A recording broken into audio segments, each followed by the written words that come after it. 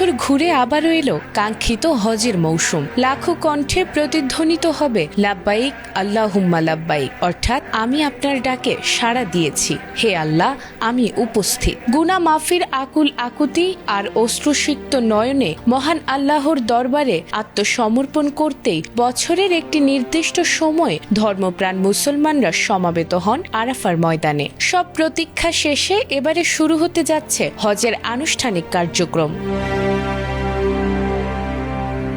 সোমবার ৮ জিলহজ মিনায় অবস্থানের মধ্য দিয়ে শুরু হবে মুসলিম বিশ্বের সবচেয়ে বড় ধর্মীয় সমাবেশের আনুষ্ঠানিক কার্যক্রম। এরপর ৯ জিলহজ আরাফাতের ময়দানে অবস্থানের মাধ্যমে পালিত হবে হজের মূল রোকন বা প্রধান স্তম্ভ।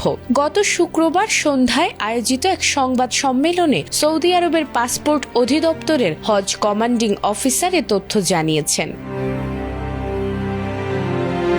এছাড়াও তিনি আরও জানিয়েছেন, চলতি বছর এখন পর্যন্ত মোট ১৫,১৮,১৫৩ জন বিদেশি হজ যাত্রী সৌদি আরবে পৌঁছেছেন, যা গত বছরের মোট বিদেশি হাজির সংখ্যাকেও ছাড়িয়ে গেছে। তবে রবিবার ও সোমবার আরও বিপুল সংখ্যক হজ যাত্রী সৌদি আরবে পৌঁছাবেন বলে ধারণা করা হচ্ছে।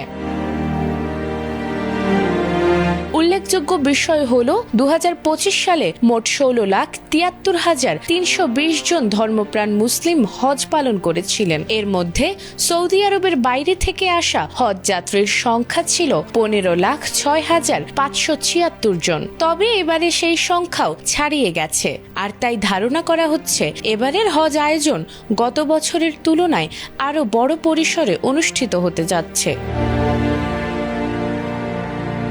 এদিকে হজ উপলক্ষে নিরাপত্তা নিশ্চিতে ব্যাপক প্রস্তুতি নিয়েছে সৌদি প্রশাসন।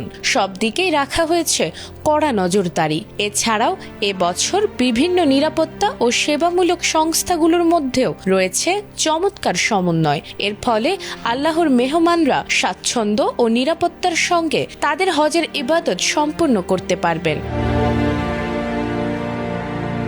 সব শেষে এখন শুধু সময়ের অপেক্ষা। লাখো আশিকের হৃদয়ের আকুতি আর চোখের জলে ধুয়ে যাবে সব পাপ। দুহাত তুলে ক্রন্দনরত কণ্ঠে উচ্চারিত হবে, হে আল্লাহ আপনি ছাড়া আমাদের আর কোনো আশ্রয় নেই, আপনি আমাদের ক্ষমা করুন। নাজমুন নাহার জান্নাত, এটিএন বাংলা।